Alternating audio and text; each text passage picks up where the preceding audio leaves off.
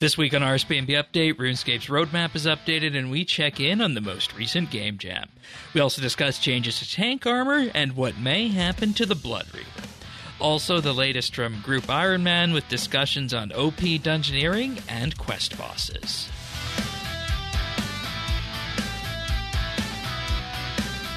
This is RSBANDB Update, episode 1012, recorded Thursday, November 14th, 2024. Quests are fun for everyone.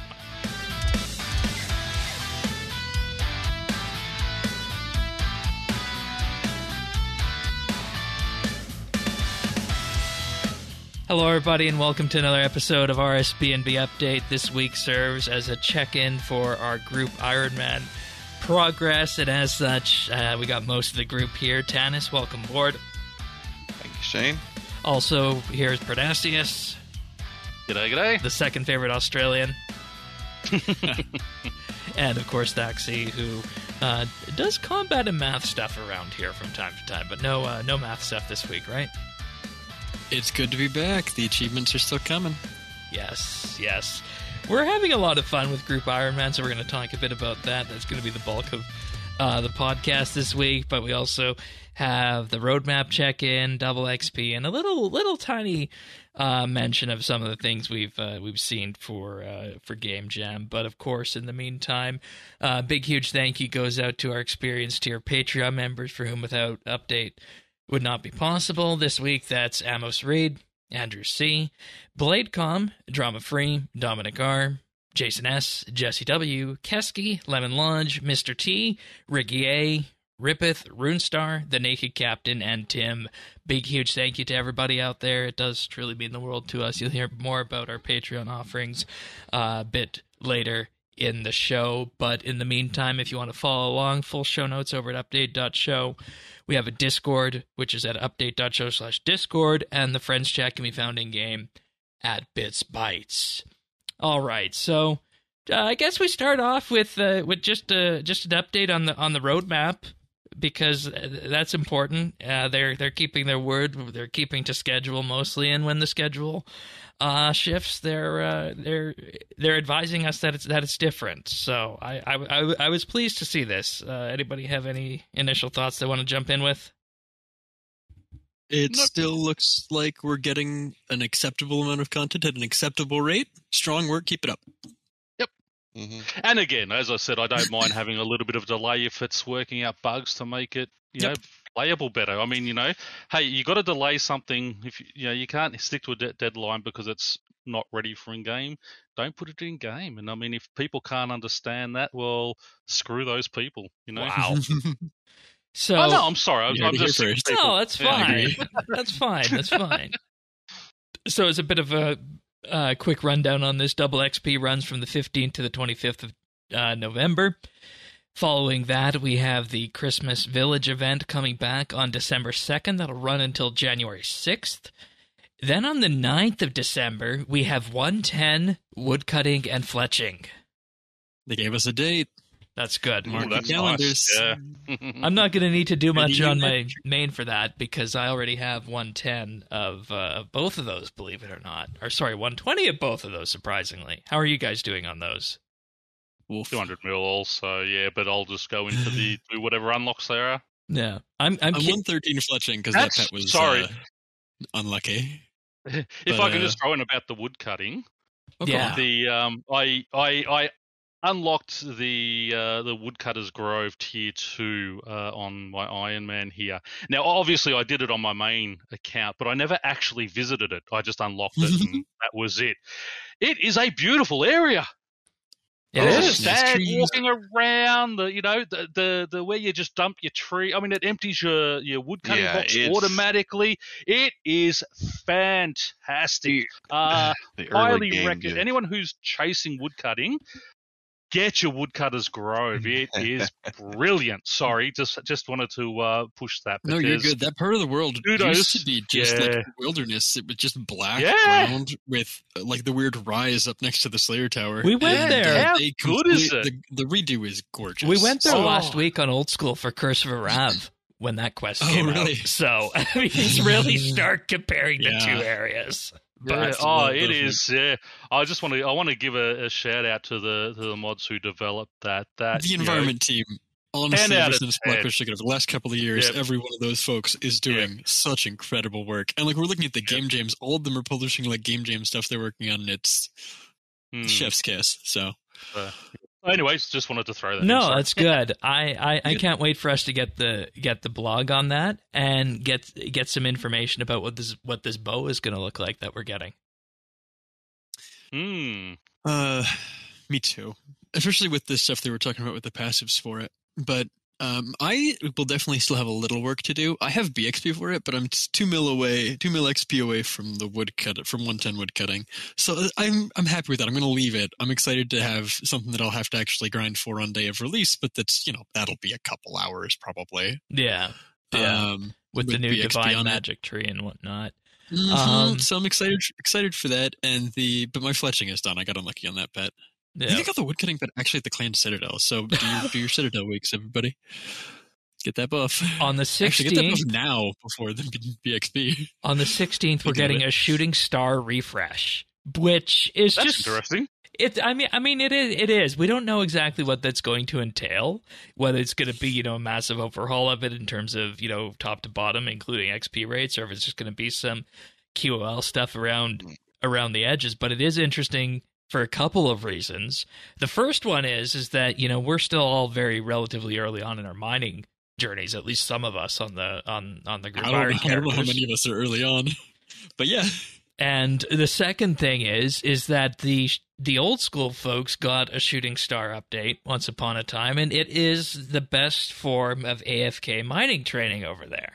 Now, obviously, I don't think you can photocopy that one for one, but it'll be interesting to see if they take any inspiration from what they did on old school. And of course, they have the little funny incident that happened when everybody was going for their pickaxes with the 110 mining update. I mean, the TLDR for them is they don't have a cap on how much Stardust they can get, and their Stardust now has a reward shop. Otherwise, their stars are very similar to ours. I'm interested to see what we get with it that may be more in line with their mining and smithing update, because there's potential for them to make it really cool. Have any of you guys done a star on the GIM? No, but I was just thinking like, I might have to build it. I mined one. I got my 200 dust, and it's like, it takes forever, doesn't it? They're too long, they're slow, and the XP is awful. Okay, really there we go then. Well, there's the three things we hope that this will fix. Fingers crossed. It's worth, if you see one out in the wild, poke it once, because the first person to poke it gets a few thousand mining XP, and that's what they're useful for right now. I think they're a good source of early, like, there's some rune they give you or something when the thing opens. You can get a few hundred, like, astral runes or something that are hard to get otherwise, but, like, no. Do you remember, Dexy, do you remember that one time on Fresh Start when we were going to go do magic training in the ED, but instead we wound up finding a shooting star instead, and the shooting star was actually okay with the amount of bonus XP multiplier we had at the time? You remember that? It was nice because it was AFK, and like we were just like, oh hey, this is here, and there was an achievement in Fresh Start, I believe, to like mine 1,000 Stardust or something. Like there was another secondary reason we were doing it in addition. It was, I think we did get a few levels off it. I remember that it was right next to the Varric East Bank, right? Yeah, I think so. I think it was back in the back there. Either that or Yanil, one of those two places that like that. Speaking of dungeoneering, that's a conversation for later. Yeah. We have now veered way off course. January 13th. January 13th will be Desert Quest 1, which is the working title of the quest that picks up after Fight Club. 18. Lovely. So if you have not done Fight Club yet, or you don't have reputation for that, this is your warning. Tannis. Find those soul obelisks. Find those. Actually, that's what I should be doing on Fresh Start is the daily scarabs, because those things are ridiculous Slayer XP, like genuinely ridiculous. Tannis, don't worry. Make sure you fill your inventory with food though, because you do go down very quickly. Yeah, or just die. Obelisks, if you have nothing on you, and if you have nothing on you and you die, it respawns you instantly in the last city you were at. Tannis, don't worry. Tannis, don't worry.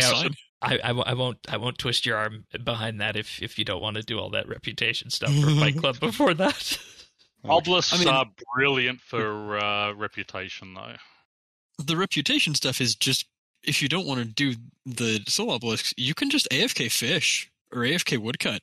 Yeah. Like if you just get the Inferno the permanent adds relic power on and just go stand at Acadia trees, you'll get max rep for Fight Club in like a week of just AFKing fire making and woodcutting levels. Like, well, maybe that's the way people do it then. If you don't have it, have it then leading slow, to the quest. But it's better than what we had at the start. Each log cut and burnt, I think, is like 8 or 10 rep or something like that. I know it's 6 just for cutting the log. So, and I think you get XP or you get rep for burning them as well. Less, but some. So it's like, it's not unreasonable for a maxed account to, you only need 10,000 reps, you need to cut what? A little over 1,000 logs? Is that right? That can't be right. That doesn't sound. You need 100,000. It's probably 100,000. But that makes way more sense. But anyways, yeah, it's not bad. Yeah. I'm interested to see where they go from the story, and as Patreon members will know, we did a tier list on the Desert Quest series, and they didn't fare too well. So they're all over the place. Mm-hmm. Like I played through a little over half of them 2 days ago. They're just all over the place. There's like 4 different quest lines all trying to tell the same story. It doesn't work. They're like, oh, Devourer evil, and it's just every single one of them except for Shadow of the Storm, which is just there for some reason. Yeah. Still in the quest series for some reason. But yeah. There. So that's the roadmap, and also late January will be combat mastery achievements, but we'll get more information on that as we obviously get closer to that. I know a lot of people are looking forward to that based on what you guys told us after that episode, but there was a bunch of game jam stuff as well. That's why there's no update this week. There's no update next week. It's that the devs are embroiled in their game jam stuff for this. I've put in the full show notes a bunch of links to posts on X by various JMods talking about what they're working on. Breezy is continuing to work on an Aura UI rework, so not necessarily completely revamping them, but just changing the way the user interface works around Auras to kind of bring it up to modern speed. Mod Pebble continues her rework of the city of Yanil in terms of making it a little bit more fresh and making it the city of flowers. Gorgeous. So it looks really pretty in the image she posted. Yeah. What else do we got? We got Mod Zact working on a graphical overhaul to Lunar Island, of all places. I feel like it's been forever since we've had a reason to go to Lunar Island. I mean, astral runes. I guess. I think Skahide is used for something as well. Like, there's some other potion or summoning secondary, I think. There's some stuff. Or Ska Teeth, maybe? Maybe I'm thinking old school. But yeah, that island ain't pretty, so strong work. Good luck. Yeah. Hope it goes well. Black Witch is working on a quest with Mod Echo about I think that's the ghost quest, so that should be interesting. Yeah. The person they have in the teaser image on X is the quest giver for Ghosts Ahoy, who moves on after you complete the quest. So I wonder if we find her in or elsewhere, because in theory she's no longer in Port Phasmatis. Interesting. So and isn't it also a fun thing to talk about that we're potentially with this, just like we had with the Owl Quest, kind of just throwing in, maybe a couple of these little random bits and bobs quests like we used to have each year. I think that's 100%. neat. I think that's neat. Love that. I miss them. I think, yeah, good. Yeah. And they don't have to all be tied to a big story. No, I don't think they should. That's what I love, and going back, they're the ones I'm enjoying the most. Playing on my right? Ironman yeah, now. it's the one-offs. Yeah, they're fun. What is the real RS feel to them? What do you guys think Garagast What is fun? Oh, quest, Tannis. Quests are fun. What? Yeah. Oh, that was a dig. I'm sorry for that. Quests are Funny fun lead. for everyone. Well, most people. Tanis does get a pass on this one. So You're loud. what do you think Garagast is working on based on the images here and the GIFs posted? Like, I don't know what this is. Rorschach Let test. me pull it back up. Like, one is a chat box with moving and shaking letters of a ghost, I guess, speaking woo woo woo, and then That's Valerina. That's the one I was talking about. Oh, okay. That's the quest giver for. I thought that's the one you were talking about. Oh, I was that's talking. the quest giver for Port Phasmata. So I'm assuming he's doing something with her. And that's my assumption. Okay, so then Black Witch is working on a different quest then with Mod Echo. Okay, so that's 2 quests confirmed. Yes. Okay. Yes. Sorry, I misunderstood which one you were Right, talking and about. then Garagast's second thing where the Anachronia environment is changing. What's going on there? So that the way that fades out, that environment, and I'm going to be a nerd for this one, is this is the location where the Algra Council met during, I think it's Thok at Tuum. It's the Thok quest, the quest for Thok and Clue Scroll guy. What's his buckets on Reldo on Karos. Yeah. Thok and Karos on Anachronia. You travel back in time in one of the sites there, and you see conversations by the Algra Council deciding, or the Dragon King Council is deciding, like, people on, like, Karapak is still a minor figure at that. That's the site. And I think it's a location. I mean, it's also where Laniakea is, right? She's in the back of that photo. And I think I recognize that's the Eclipse skybox, I think, just flat, and then a bunch of clouds. I don't know. I wonder if it's some sort of, like, environmental toolkit or something like that, maybe. It's pretty cool. I mean, it's a very cool image. Yeah. I wonder if all of that was rendered in game, or if they inked out some of the things you didn't want us to see. I don't know. It does but it looks almost kind of gorgeous, look like it's in game, but I'm intrigued. You have me intrigued. I know the unsolved mystery is always the biggest thing that we like putting out there, right? I didn't realize it was also by Giragast, so that's also related to the Valerina thing. Oh, Jesus. Is Port Phasmata? I guess Port Phasmata is close to Anachronia map-wise. I don't know. I'm very interested. Or they're just 2 separate things, and we're throwing spaghetti at the wall here. But time will tell, of course. Time will tell. Totally. When we get the post, because sometimes we do get a post, but time to time we do like to kind of just jump ahead of these and see what they got. So yeah, we'll see. I mean, they'll tell us when they've got stuff to. Yeah. But there will be no patch notes. There will be no patch notes until the 25th of November for the next 2 weeks, this week and next week. So in the interim, we have double XP starting on the 15th, running until the 25th.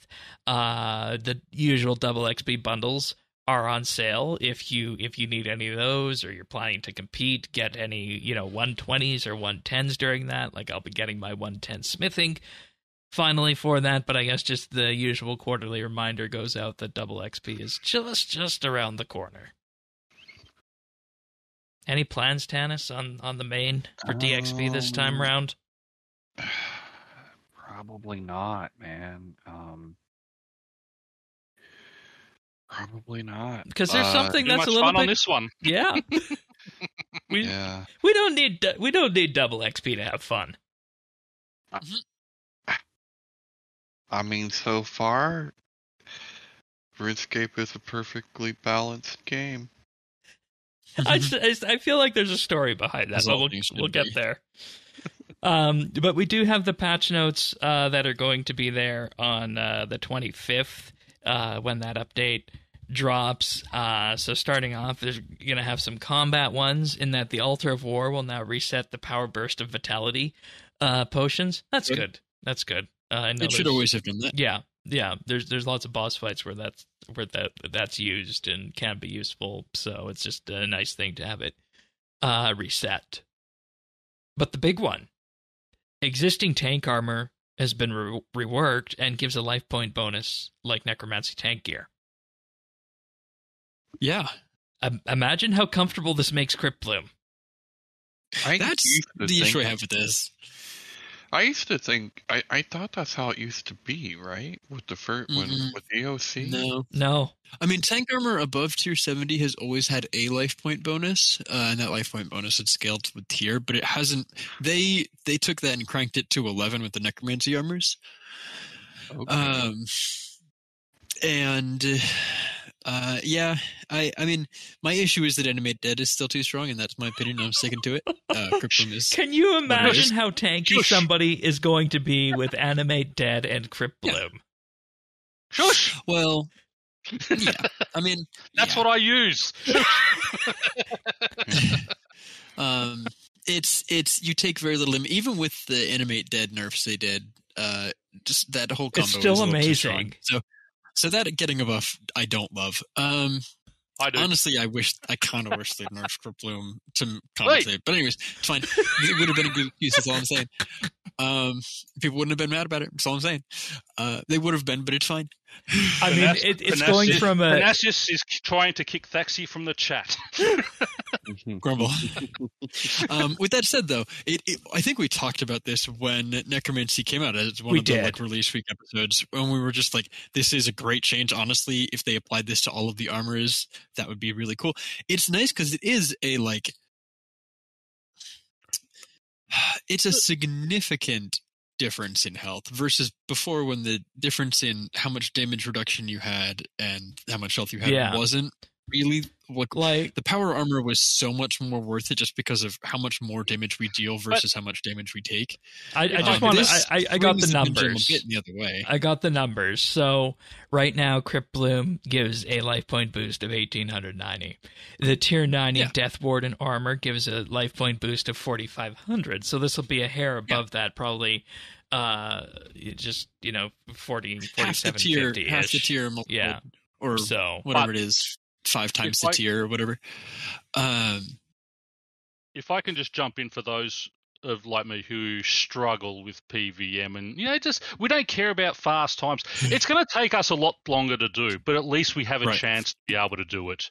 I'm 100% on your side. I don't know if you ever right, because I don't know if you access to tools like that for those uses, but I'm just saying at the high end, it is a problematic amount of damage reduction for people doing things they maybe shouldn't be doing with it. Let's be honest. I mean, you're going to kill something in 3 minutes. It's going to take me 9 minutes to do in my. But here's the thing: I don't know. This was a long time ago, and it's still entirely valid, and maybe even more valid now. I know Tanis and myself were on this episode. I don't know who else was, but it was the Legacy Combat monthly bit with David. Oh, I hate Legacy. It was.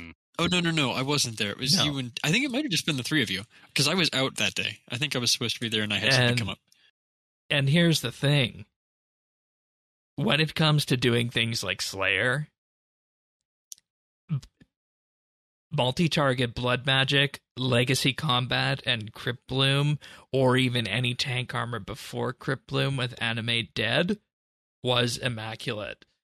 Now, you carry that forward and you add in this extra life point boost, it just becomes that much more comfortable. And like you said, Pern, it's going to take you way longer to kill something, but it's a level of comfort that I think should be a viable play style in the game. And I think you rocked that setup for a while, didn't you, Tanis, when you were doing high level Slayer or something, right? Still have it. Yeah, so there you go. Counterpoint. I think it's this change is as a buffs go, I think this is a healthy change. Like, just to have a devil's advocate for this, like, as much as there's times like that when it's like it's really powerful and it's very clearly the best option. If you can't sustain it, like if you're soul split or whatever else you're using to heal in addition to the damage reduction, because the damage reduction isn't changing. The only thing that's changing is you have a bigger pool of health points. If you're still not able to sustain your health points through whatever healing you're using, whatever vamp you're using, so be it soul split or whatever it is, like your health will still drop over time. And it will take longer now to drop to 0, but you're still going to not, you're not going to be able to full AFK and not use food and stuff if you weren't able to before. This shouldn't enable stuff other than giving you a bigger hit to absorb gigantic hits from bosses, or to like have a little bit of extra time to like work through things. It's like, when I was doing my necromancy training, I was having to run into armored phantoms and like set up my platypus and stuff. And man, let me tell you, tanking like 8 or 9 of those things at once, even for half a minute, was an absolute tank test in power armor. Like having 50% extra life points would have made that so much more comfy. So like stuff like that, where you're taking bursts of damage or big bursts of damage, like that's where this is going to feel really good. It'll give you more time to react to things. And it also, I think the biggest thing is it makes the armor look like it has a bigger buff. It's like for the average player who isn't min-maxing, they look at this and it's a much more reasonable decision to say, do I want more damage or do I want this really massive defensive buff? Yeah. Because that's what they're adding. At least visually a really massive defensive buff.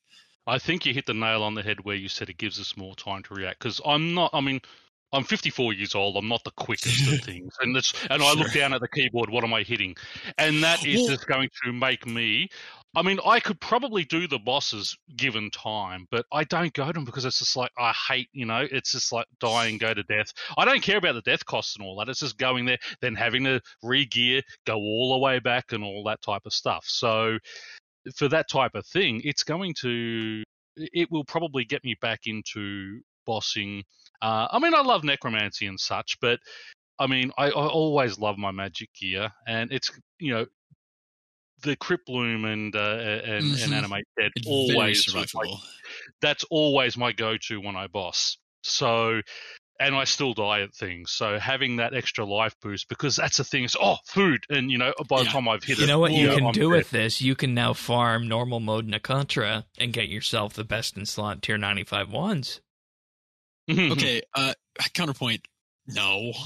This is awful. That sounds miserable. They need to fix the drop rate before I'm willing to do that nonsense. In theory, yes, you could.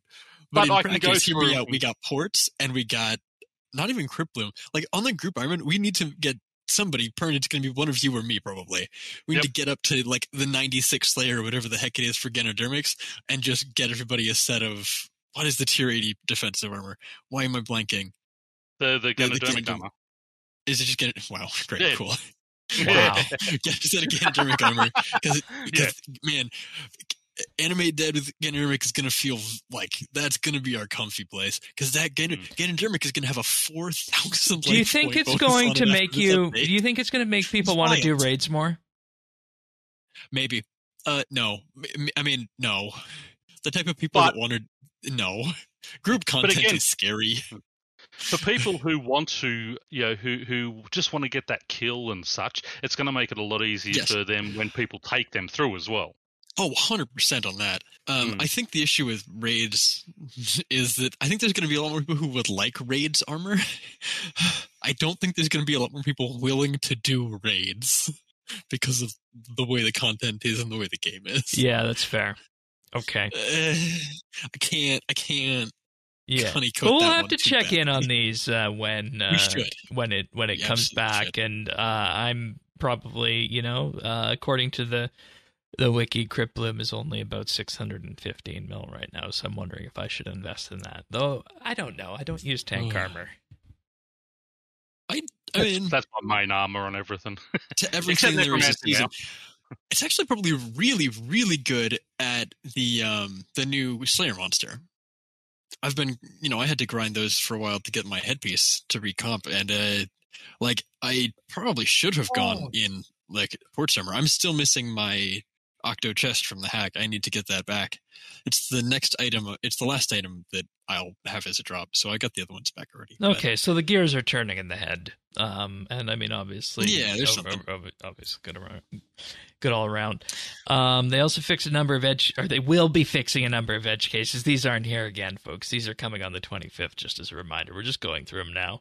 Mm-hmm. Fixed a number of edge cases where the dive and bladed dive abilities were not displaying their correct targeting options, and we saw this a bunch in the Sanctum in the summer, so it's good that has been fixed in terms of just making it easier to dive and bladed dive around. I know that's as I understand it, was a bit cumbersome to put in. And then finally, something big. Glitched a lot. You could misfire it, where it just didn't agree that you clicked somewhere that you were valid to move to. Which means dead at hard mode. Well, So. it wasn't bossing, yeah, but just moving around the game world, it was just annoying. No. Okay. So hopefully that's fixed. And the big one, adjustments to the Blood Reaver healing frequency and interactions with on-hit effects. And we don't have any numbers about this. We don't know how substantive this is going to be. Honestly, but for people unaware, Blood Reaver is probably one of the most powerful familiars you could be using. I'd personally put it in top 3. It had 2 interactions that were like a little ridiculous. The first was every time you heal, the way that this worked, every time you heal, it would hit the target for a small amount of damage. And the issue with this is that it would like every one of the hits that it applied had a chance to apply poison. So you could genuinely do like 50, 80 plus 1,000 damage a minute, which is like you could do 30-40% of your total damage. It was like our version of like the healing you every time you hit something. It was like our version of the old OSRS League's blowpipe machine gun, basically. Yeah. Well, and the other thing is that the scroll on the thing heals you. So it's like it's this really good healing familiar, while also like it's not. It had a lot of things going for it. I kind of hope that they just remove the interaction with Soul Split, which maybe kills a lot of it, or they remove the amount of healing it does heal a bit, which doesn't sound like it's what they're changing. I honestly would prefer they keep the healing side of it and really hit the damage side of it. See, my issue is that there's already a demonic familiar, the Hellhound, that's really focused on keeping you alive. That like it takes damage for you instead of healing you directly, and then it special heals itself. So it's a pretty massive damage reduction. They buffed that a while ago. The Hellhound is the defensive heal. So I would rather see them bump that up, and then just turn down the healing on this guy.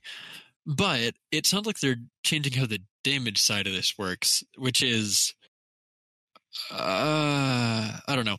The issue is absolutely with the passive on the thing, right? It procs on too much stuff. There too many little heals make it proc damage, and all of its things procs, and so it becomes a proc like self-sustaining catch-22, whatever you want to call it, kind of a nightmare. Hence the machine gun analogy.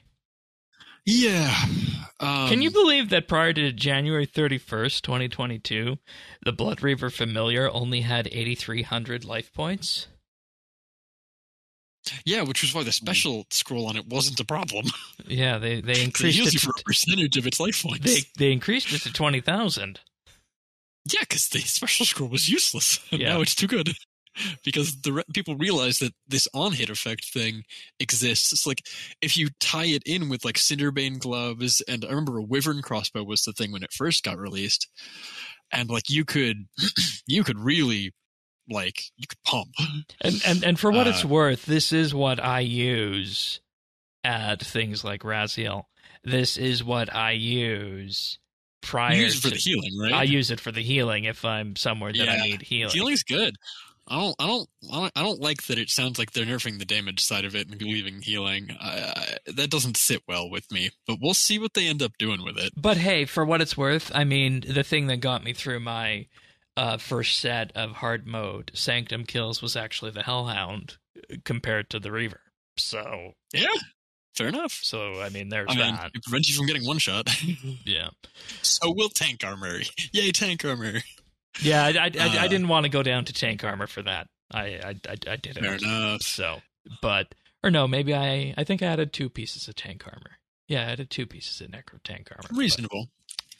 But we'll come back to that when it drops. But we do want to provide a bit of an update about how the Group Ironman has been going. But before that, just a big, huge thank you to our Patreon supporters this week, who are Alvaro L, Amos Reed, Andrew C, Arvid Zell, Bladecom, Brayden K, Chilbura, Dominic R, Drama Free, Duramax, Gila Fleur, Hare A, Iskatu, Jade Gizmo, Jason S, Jesse W, Kesky, Lemon Lodge, Luminos, Mongrath, Mr. T, Pernasius, Ricky A, Rippeth, Robbie D, Runestar, Samuel FL, Scott DS, Shirtpants, Tabby, Targine, The Naked Captain, The Dabbing Goat, Tim, Ukulele Steve, Woody, Zant, and Zazakon. Big, huge thank you to everybody. If you want to learn more what that's about, head on over to patreon.com/RSBNB. We have 3 tiers available right now, starting for as little as $1 a month. For that low price, you get access to an entire catalog of 75-plus bonus shows available, covering all sorts of things. We mentioned the thing about supercharging legacy combat and using it for Slayer. You might think that legacy combat is bad or something like that, but no, actually 100% the opposite on that. We got tier lists. We also, of course, have our most recent discussion on skilling offhands, amongst other things. So if that sounds interesting to you, patreon.com/RSBNB.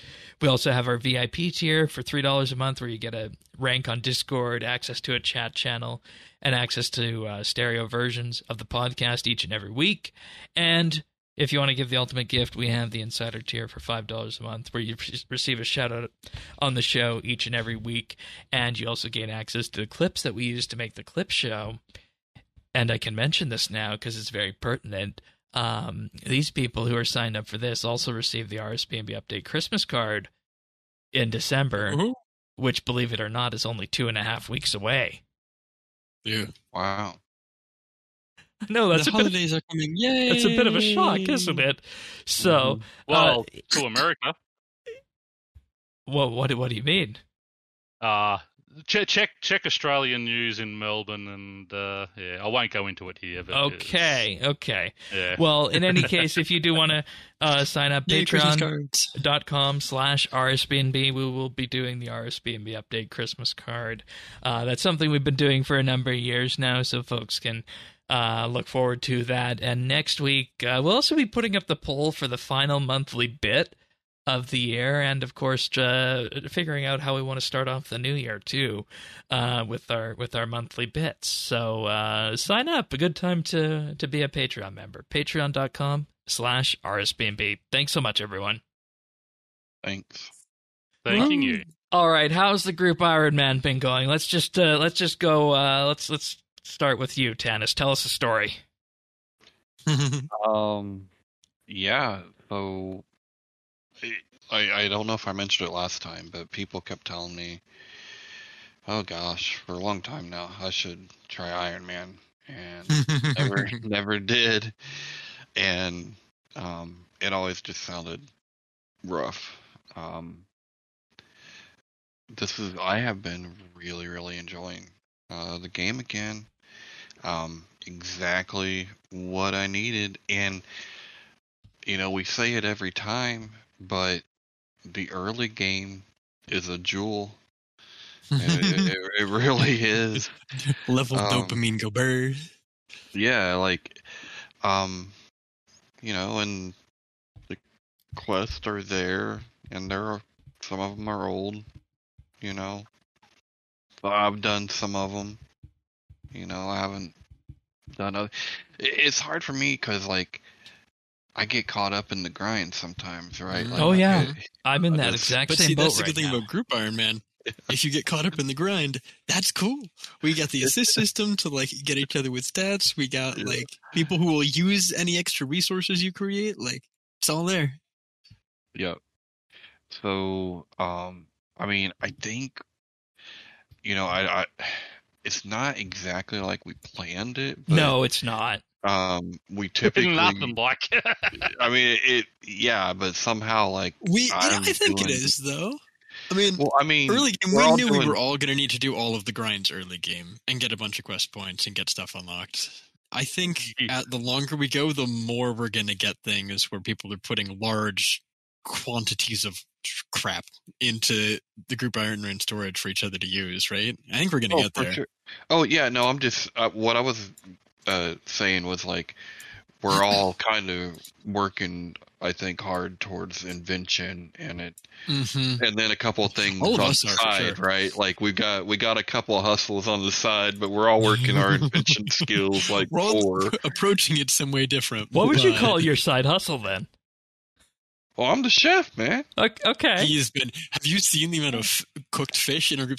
Tanis, as a person with level 2 defense, thank you so much for your service. You are so incredibly appreciated. I have been using the fruits of your labor to a significant degree. Yeah, okay. Eat up. I see the fish. I have that. I'm showing off our group storage on the video version excellent. right now. Pernasius's talismans are in there. I mean, yeah, we're getting there. Yeah. I'm excited for a lot of the stuff that's untradeable that we can put in there, like summoning charms and porters. God. We've been having a nice porter business going back and forth. Yeah. As we all get our divination level up, we've been, shuffling porters to the folks that are doing gathering skills. I'm keeping 25%, or no, I was keeping about 30% and putting 70% in. Yeah, that's which fine. is I mean, reasonable. that's I don't allowed. need farm, Like, putting all mine in there. I mean, when it comes to porters I'll and eventually whatnot, need 'em, but like the question is, do we use that for gem mining or do we use a gem bag for that? I mean, if you make your own porters, it's okay. well, like but I remember when we were doing early quest stuff, like gathering the limestone for the fort. I think several people in the group mined it all. I saw did. Tim mining it. I know you mined it before we realized you could just go to Kildegrove and buy it for 21 gold each. Whoops. but but that like, was stuff before like that was before I solved the money problem though. I was gonna say I'm still poor, so no, I but mean, like 300 of them at 21 gold each is 6k. Like you had the money for it. You're still poor, but, like, Tannis? Yeah, I Tannis can't is ever questing. seem to find the right. Well, not to the degree that you guys were. No. Level 45, thieving, Menophyte, marketeers with the aura. You don't fail them, you click them once. The even that. better, the tourist, the gullible tourist on the docks of Menaphos is a that's Menaphos marketeer who Yeah. never moves. So you can click once, and if you have the aura on, the 5-finger aura, it'll pretty much never catch you. So you can literally click it in AFK for like minutes at a time, and get Yeah, tons of money. I haven't found him. I've popped a He's few worlds rare. here and there, but I just Yeah, you haven't, have to hop worlds. I um, think the him. obelisk. What's the Solabi FC? I The think Soul BFC does I think call they them track out. They him. do call them out. Yeah, I think they track the merchant. Which world has him? So might I be. mean, with the worth way checking into. thieving is nowadays, Yeah, I pop up 45 and head over there to some Menophyte merchants.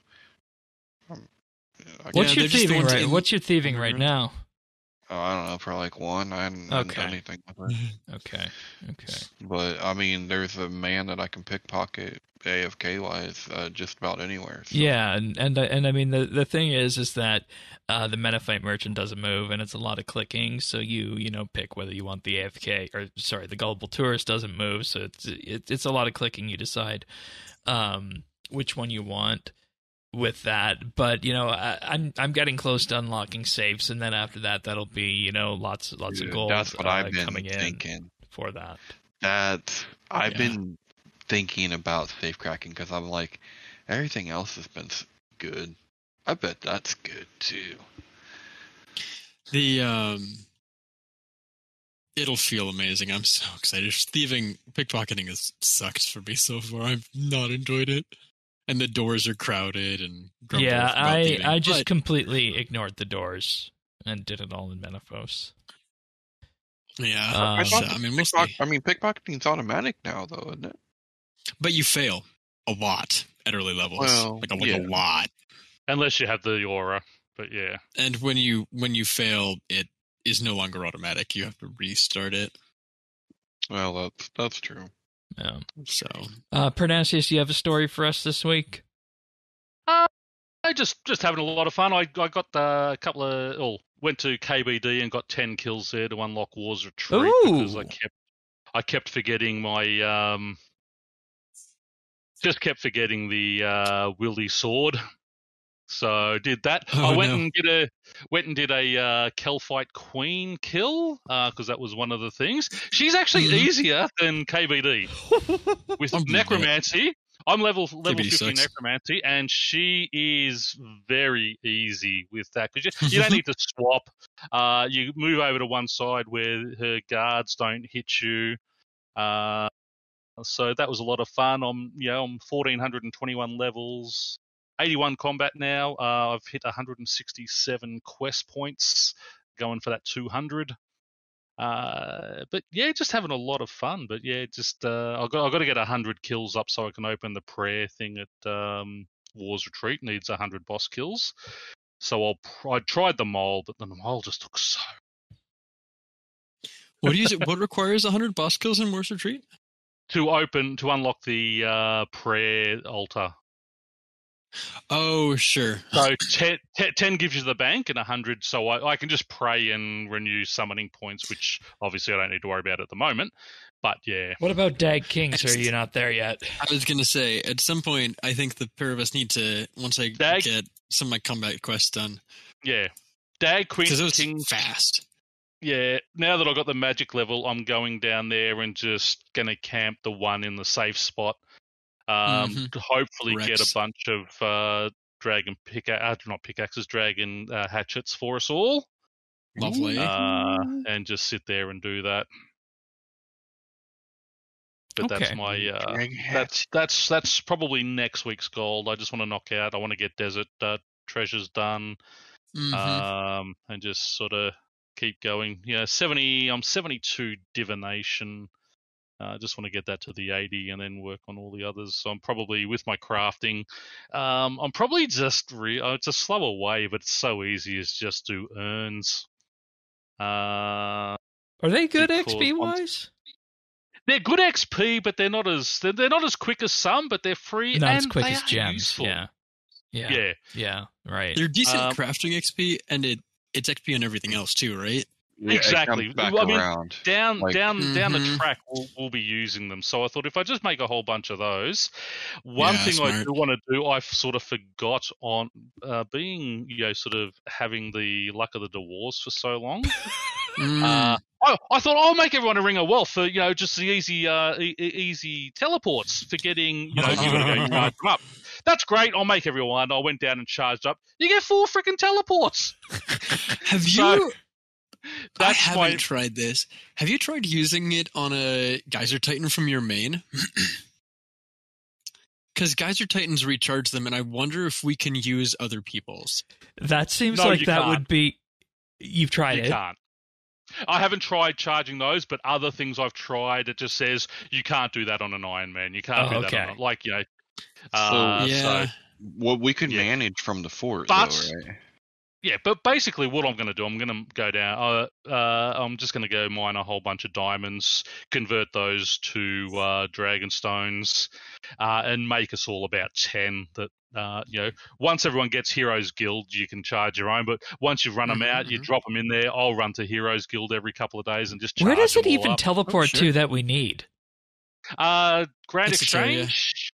Miscellanea, which is the big mostly one. miscellanea for us. Yeah, G is nice for if you've got spirit trees, but other than that, yeah. Well, I got spirit. What's wrong with just Edgeville lodestoning and then Fairy Ring? Because Fairy Rings is just start Fairy Tale Part 2. Yeah, but again, Fairy Tale Part 2 still needs a few levels on things. Yeah. So Okay. I'm not quite a Part 2. Not all yet. of us have the farm level for this, Shane. Yeah. I did Part 1 last night. I think we might all have the farm level, but still. Yeah, I think it was 57 farming, but you're the same as me. What's that? 57 farming. No. I think it's 57. That's the requirement. I'm at 54. Okay. Yeah, I'm at 54 farming. I'm 53. Yeah. Yeah. Well, God bless honey. I need to go do my honey for the day, actually. So do I. It just reminded me of that. 15k XP off your honey each day. Nice and simple. I haven't actually planted anything. No. No. My farming, my first 17 levels. I planted some sheep. Nothing. Yep, and that's all I've done is grown some animals that I just buy off Granny. Oh, no. I did do a bunch of Guam. I planted a bunch of Guam so that I could make divine herb location 1s every day because it's a bunch of free toadflax and spiritweed. So I've been doing that daily. I want Rana, but it only gives like 3 or 4. It gives Rana. Yeah, but it only gives like 3 or 4. I just want prayer better than nothing. I don't know where else you're going to get them from. Yeah. Well, I've got to get my Slayer. No, my Slayer's got to get to 66 so I can just camp Aberrant Spectres. That's my you're thing. kicking it old school. I like your optimism. Yeah. No, Flash crawlers in the meantime. Speaking of Slayer, where's the light source? I need a rope and a freaking light source because they gave me. I don't know what. There's a few options. I don't know how easy any of these are for you. You didn't grab the pumpkin head because the pumpkin head is an infinite light source for us. If you grabbed it at Halloween, and that's equipable. If you got Premier for any of our people who have Premier, because I don't think you do, but if you do, the flaming head that you can get with a Premier token that you can claim from the marketplace is an infinite tier 2 light source. And the my God. There's the third one. Oh, the Seer's headband. The first 3 tiers, if they're tier 1, 2, and 3, light source is infinitely well equipped. Actually, maybe even well unequipped. Are you near a bank tennis? I mean, barring that, one of us can just chuck you in a bullseye lantern. That's probably the easiest for that. Yeah, assuming because don't you also need 49 fire making to light it? We can put it in maybe. I mean, that's lit. That's lit. Yes. Oh yeah, we can trade lit ones. Yeah, that's right. That's what I said. Well, I'll just drop you in. I've got a couple in my bank. Nobody picked up on the "that's lit" reference. I did. Okay. Oh, I did. Okay. For me this week, I decided that it was time to get Chinchompas going. The last thing inside the small pen, so I'm not doing chickens 4 or 5 times a day. I went to the little area to the north of the Grand Tree there, and I hunted about 1,600 Cobalt Skill Chinchompas. Yeah. And I got my male at about 980 kills, and then I got the female about 600 700 Chinchompas after that. So the result of that, lucky. No dupes. Just thankfully. To let you know, bullseye lanterns cannot be stored in the group bank. I just wonder why. I went to do that for you. I mean, that's an idea, though. I can make that. If you're not going into the Lumbridge Caves, just port to Catherby, the candle sellers on the dock for 10 gold. Let me see if I can. Or maybe you can just trade it to him directly. Yeah, that's the other thing I was thinking. I don't think you can trade them lit. No, definitely not. No, lit. you can put them in there unlit. So there's what fire making are you, Tannis? 32. I can get to 40 something no time. Okay. Yeah, there's one. Well, there's a bullseye lantern in the bank for you, unlit. Perfect. But here's the thing, though. About that. What if we trade it just directly, or is it just the lit one? You can't. They're not tradable. They're not tradable directly. That's the whole point of the group storage thing. Okay. You can't trade them lit. Okay. But my other loot from the hunting, aside from the male and the female, was that I now have 56 hunter. Nice. From that. And that really got me thinking that maybe in addition to the farming and herblore path, I need to become the hunter, because I think that having big game hunter unlocked later on is going to be good for the Dragon Maddox. It's also going to be good for all the seeds that the big game hunter creatures drop, and my dinosaurs for the ranch. So it makes sense to lean into hunter with that. And as a side benefit, powders. Mm-hmm. Granted, it's not till 90, but that would give us, you're going to be the one gathering flowers anywho, so that makes sense. So I think it makes sense to lean into that, and that's just another example of those things coming up that I didn't anticipate when we started this thing off. Yeah. As a reminder, before you do any more box trapping, make sure you get the perk from the Memorial to Gethics so that you can get memory shards from things you trap. Good, cool. I did. Because that's a bunch of extra divine stuffs. Yeah. Nice. But overall, aside from that, just on the divination push right now, and then after that it'll be crafting with the gem mining, I think, because I don't think I'm going to will myself to go into Daemonheim unless we go as a group. We'll organise. We keep offering. Nobody's taken me up on it yet. Yeah. We should do it as a big group. Just organise one day where we just all put aside a couple of hours and go down and do it. And do a few floors. We really should, because the XP from having multiple people in there is so much better. Yeah. But the first thing first is to get you guys all up. Like at least to floor 30. Okay, and that was going to be my next thing. We need to figure out how to. I mean, that might be it. We go into Elite Dungeons and we grind XP for a little bit in there or something.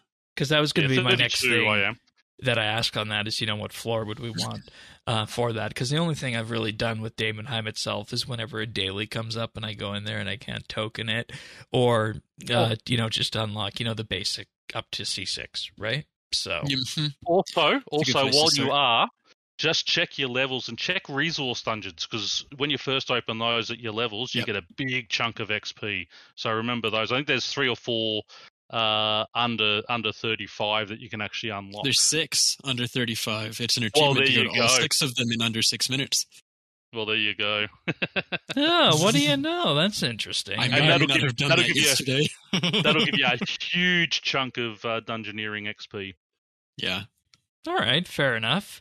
How about you, Thaxi? What's your big story of the week? Quite on brand, actually. I have been... So, again, I was gone for wedding the weekend after. I did a bunch of, AFK divination on the drive each way when I wasn't in the wheel, sitting behind the wheel anyways. So I got my divination up really high, which is going to come to the story later. My plan for Group Ironman in general was I'm going to get to Dungeoneering as efficiently as possible so I can get all of the buffs I can get outside of Dungeoneering and then go in there and just live there. Right. I got distracted for a solid 5 days getting 140 quest points. I'm going to get all these early quests out of the way so I don't have to deal with them later, and or because they have good XP rewards. So I did that. I'm up at 140 quest points, and I've got another 10 or 20 quest points banked. My bank currently contains the Holy Grail, the Head of Elvarg, the ball from Witch's House. My bank has some quest items to turn in still that I'm just I'm holding off because I wanted to keep my defense level low, because the monsters in Dungeoneering scale off of your total defense plus hit points level. Right. So currently Dungeoneering, with 55 in magic and range, I destroy everything. I one-shot most stuff in there. And that's fine. And it's definitely in terms of net hours of account progress gained. So the idea with that for me was I'm going to go in there and get a bunch of stats catapult me towards divination or towards invention. That was the goal. My goal is still to push invention. And it turns out that all these things crafting, the most efficient way to train crafting if your other skills are high is in Dungeoneering, because you can get 300,000 gold a floor, especially at the higher Dungeoneering floors. Well, the amount of gold you get scales kind of based on your other stats in terms of what materials you can gather, as well as on the floor you're on in terms of how much sheer pure coins you get. That scales off of the floor you're on, because your drops get worse the more things you kill. So there's basically a set amount of coins available on any given floor, regardless of floor size. Small is the same as large. So the most efficient way to do this is to go into a small, clear everything out, craft all this stuff, sell all the things, buy tier 1 leather, and do that. Really great for high level characters. For somebody who is stats in the 50s, it's not great. And it's very efficient in terms of training all of the stats in aggregate. But if I just want to power level crafting, it's bad.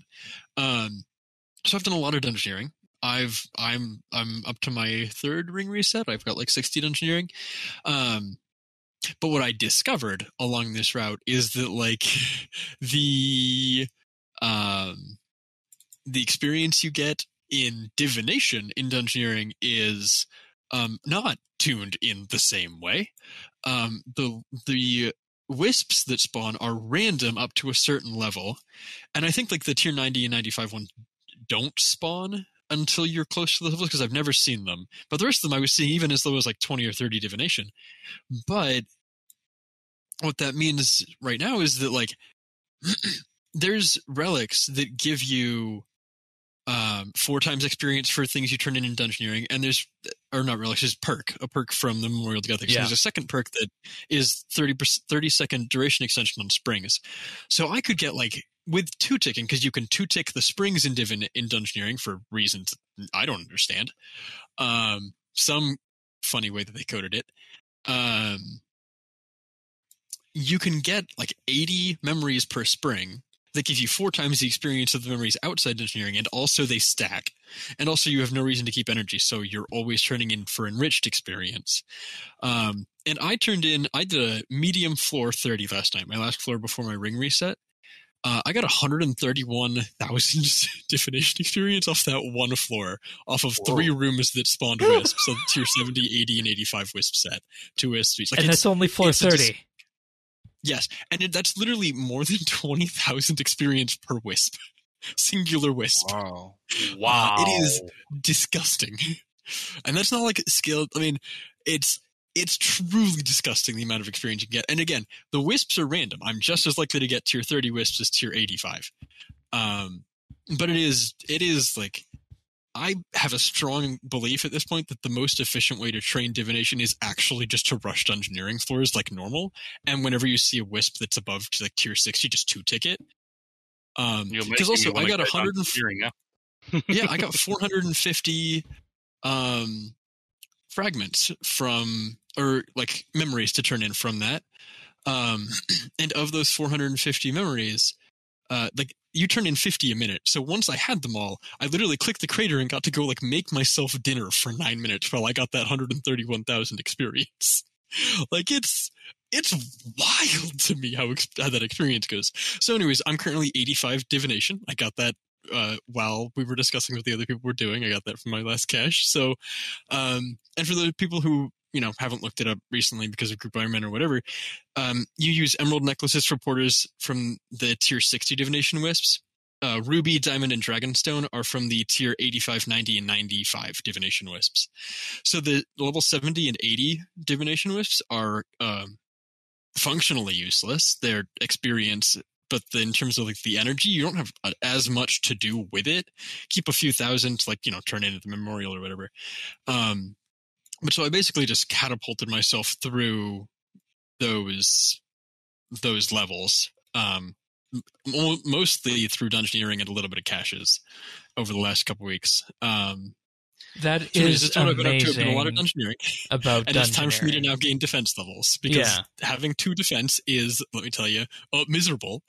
Because I can't take Slayer tasks. Slayer tasks from Vonica absolutely kill me. It's kind of what we were talking about earlier with the armor changes. Like because the way that the game works with our scaled life points, like old school, you can have 2 defense and a lot of stuff still won't hit you all that often because it hits a 0.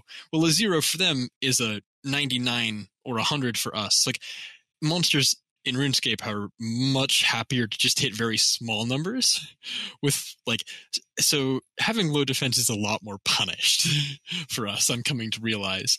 And that's miserable. I can't kill anything without a lot of food. Quest bosses absolutely suck. I don't think I've been missed. How was the boss fight in Witch's House? Fine. I nuked it. It doesn't actually have a lot of health. Dad was scary. Dad hit me for 1,700 repeatedly. I had to find a safe spot right next to the gate.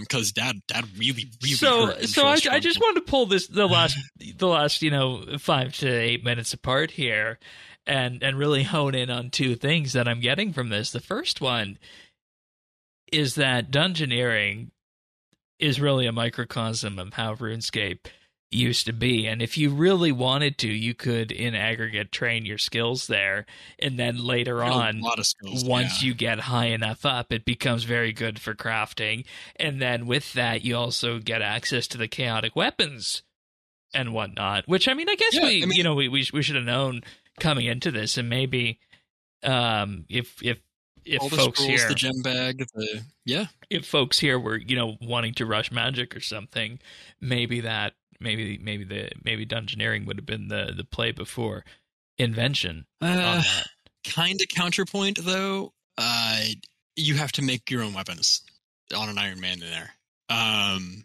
So like, unless you've got a group member who's much higher than you, like if I want to fletch a level 50 staff, I need level 58 fletching. Okay. If I want to fletch a level, level 60 staff, it's 68. Like, so you need to have more than double the fletching level that you have of your magic level to keep up with that. And that's not really sustainable in dungeoneering. Like, you can get decent fletching experience. I got up to 53 fletching almost entirely from dungeoneering, but it's not fast. And that's like spending a lot of time smithing arrow tips instead of smithing plate bodies, which sell for less and also give less XP in smithing. It's not perfectly balanced to level all of your skills at the same time. It's good XP in a lot of skills, but if you want to keep them balanced, you need to do some like adventures outside of Daemonheim as well. So it's kind of a mixed bag. I wonder what happened that made the divination balancing in dungeoneering like that. Because keep in mind, divination was 3 years after dungeoneering came out. Well, the wisps are the only resource in dungeoneering that aren't tied directly to your levels. Like, on most dungeoneering, for people who have spent way too much time there, you know that the critical path, the floors that are required to reach the boss, will always have nodes that are within 10 levels of you, with relatively few exceptions, like there'll be random novite rocks or something. But generally speaking, you have like things like that. The wisps, because divination was introduced after dungeoneering was released, they're not tied to the same system. The level of wisps you get is random. And so it's a really big mixed bag. Like, I was probably averaging 50 to 70,000 experience a floor at level, being able to siphon up to wisps up to level 85.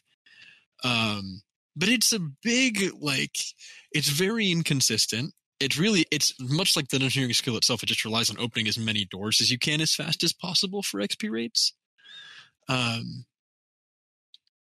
It's a weird how they integrated it into the system, but also didn't. And I kind of get it, because, like, you need different types of energy make different products. And so, like, you wouldn't necessarily only want wisps at your level. There's a use for having them at other levels. But the counterpoint to that is that you can also just get, like, as I'm getting level 20 and 30 and 40 wisps now, you would also get level 70, 80 and, plus wisps when you were level 20. Yeah. I don't know. Okay. Okay. And yeah. I'm going to say this. I still don't like doing it, but I feel like it gives me a new appreciation for the skill. The minigame. It's a good way to play actively versus a lot of the other skills that you would do. Like, mining and smithing in there is okay XP. Woodcutting, fletching, fire making in there is all good XP. Cooking in there is reasonably good XP. All those skills are very, very AFKable and, like, could be mind-numbing outside of dungeoneering. In dungeoneering, you're going to get better aggregate rates of all of the skills combined, but you'll get, you have to pay a lot more attention. It's a more lean-in gameplay style, and it doesn't make you anything, right? So the Iron Man part of things is kind of rough, because, yes, I don't need to bring anything in with me, but I also don't get anything out of it afterwards like I would get from, burial smithing is the same thing, I guess. But, like, if you're not getting rune plate bodies +3 that I can alch later, right? I'm not building up a stockpile of stuff in the same way. So yeah, that's fair. I don't know.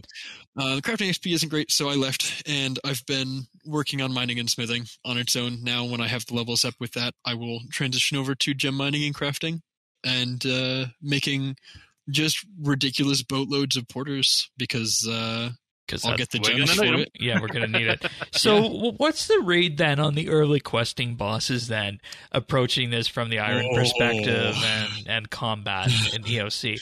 Because I feel like and this has been something that's been in the forefront for me in particular going through the quests on the old school side, is that everybody says the old school quest, yeah, the bosses are challenging and whatnot, going up to, even 80 to 100 combat. But how do we feel here at the lower end of the combat spectrum? Because, we know that if you have, max combat on RS3 and the combat system and what buttons to push, pretty much every quest boss that has come out since EOC has been trivial, with the exception of a couple, like Sliske's Endgame and Extinction, I'm thinking. There's two types of quest bosses, and Pranasi, I'm interested to hear your take on this, but there are two types of quest bosses to me. There's the ones that have had their health points scaled to EOC, and the ones who still have not. Yeah. And you can tell the difference, because you walk into some boss fight and that boss is dead in 10 seconds flat, and you're like, oh, I shouldn't have the levels to do that. And then you walk into some fights, like the fight with Dad, and you're like, I have 22% accuracy using the correct style, which style really matters, that's the other thing. But and he has 25,000 life points versus the vampire I just killed that had 2,000. I had no problems with Dad, but then I do have 50 defense, so I had sort of level 50 gear. But yeah, you can see the difference in some bosses. You think, you'll read the guide. Oh yeah, take this. Make sure you bring plenty of high level food, and you sit and you go, why? And you show up and he's got 3,000 life points, and you just show up and you literally two-shot him. You're like, oh, exactly. Whoops. Yeah, I've been looking at bosses in advance and be like, oh, do you have more than 10,000 life points? Yes? Good, bring food. No? Don't bring food. I don't care what level it says you are. That's the way I've read I'll look at the guides if it says a fight just to see what should I have ready for it. I don't actually read the guide to go through, but yeah, then you sort of check it out and you go, yeah, okay, I'll better stock up on some food. And it's like, oh, okay, no, I didn't need that. Some. Well, there was. I can't remember which one it was. EOC. Yeah. So the question then is that do the changes that have been made to the ones that have had their HP balanced and everything else, does it create a good experience for somebody who's just starting out the game, you think? Well, yeah, because you're actually in a fight. It's a boss fight, and you sort of, oh, okay. Yeah. You have to actually concentrate. You get to use more than two abilities. Yeah. Yeah. Okay. No, they should scale the rest of them. That's a thing that needs to happen. They need to do a pass to, like, some things just and some quests should have early game bosses, and the wiki team is the one that actually needs to go through and fix their guides, because it's an easier quest and it's designed well. And then there's some cases where no, it's not. And then this gets to maybe off the track. Should there be very difficult quest bosses in game? Quest bosses that are on par with actual bosses like old school has. Or counterpoint, no. Okay. On all counts. Just because quest, there's too much regional and content locked behind them, and I don't know. I mean, they don't need to be hard, but they should be like they shouldn't be two hitting them. Yeah, like basically what I'm asking. Really bad tennis. Like what I'm asking, and Thax is the only one I think who has the baseline for this. Is should we have things like Phantom Muspa and the Desert Treasure type bosses and Monkey Madness to it, all that, or like Ranis Draken, yeah, or Vorkath, or what have you. I don't know. Yeah. Bosses that are good enough to be a potentially real boss afterwards. I don't think they need to. I think they have in a lot of cases. Like our Vorkath is a quest boss. Our like Tokar Kal or Tokar whatever the heck his butt's name is in Fight Cauldron. The Fight Cauldron guy. I remember struggling like mad with that fight. And some of them already are bosses. And Dominion Tower exists for the rest. Oh my god. Oh yeah, I love Dominion Tower. Don't even come at me. Yeah, I enjoy Dominion Tower. I think I'm still top 3 or 4K rated on it on my main. Oh wow! Yeah, it doesn't take much. A lot of people don't like the content. That's not a flex. No, it was my second. Like It was my 2 second inches. to last comp requirement. Yeah. But I mean, I guess just to bring it back then to the Group Ironman thing. When it comes to what our discoveries have been, have any of you felt that there's a skill here that I maybe didn't think was that usable before, and it gets better with Group Ironman? Well, you said it Skills-wise? yourself. Yeah, Well, I skill can't- wise. You said it yourself, Hunter. Yeah, and that's where I was going. I was wondering if anybody had their own Hunter thing, because I know I've been very critical of Hunter here, but I see it as part of my path now. Interestingly enough. I mean, I think it really is. It's hard to say this early because, like, all of us have levels. Like, we could, any one of us could have, like, for the most part. Hold on, sorry. Train of thought. Yeah. No, for the most part, any of us like could have each other's skill levels very quickly, right? Like any of you could have 3/4 of my or more of my stats within half a day, right? Like if you wanted that specific stat to be my level or higher, it's like none of us are like really at a point where we need to be like, hey, like so and so, would you come here? I need to like request assistance for your construction level. Yes, I know you can do that. Yeah. For this thing, right? And it's like, but we haven't quite reached that point where we're doing all these different things, and somebody is,